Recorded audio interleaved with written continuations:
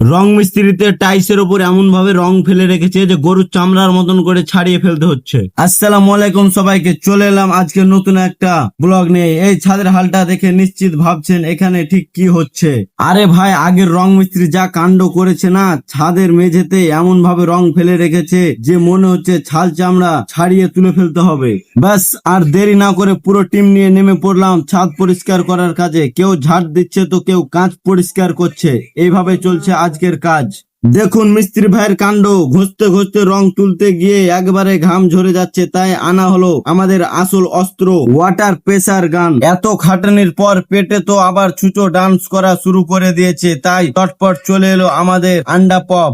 আন্ডা পপ যখন চলে এলো, আমি একটা আন্ডা পপ নিয়ে তাড়াতাড়ি করে খেয়ে নিলাম আর আমার পেটে ডান্স করাটা একটু বন্ধ করলাম। খাওয়া দাওয়া শেষ হতে আবারও ঝটপট কাজে নেমে পড়লাম। শেষবারের মতন প্রেসার ওয়াটার দিয়ে পুরো ছাদটা ধুয়ে সাফ করতে বাস কামাল হয়ে গেল। আগের ছাদ আর এখনকার ছাদ দেখে আপনিও অবাক হবেন, একদম যেন নতুন রূপ। তো আজকের ভিডিওটি কেমন লাগলো অবশ্যই লাইক, কমেন্ট, শেয়ার এবং ফলো করবেন। আর ইউটিউব থেকে দেখলে অবশ্যই সাবস্ক্রাইব করবেন। তো দেখা হচ্ছে নেক্সট ব্লগে, ভালো থাকবেন।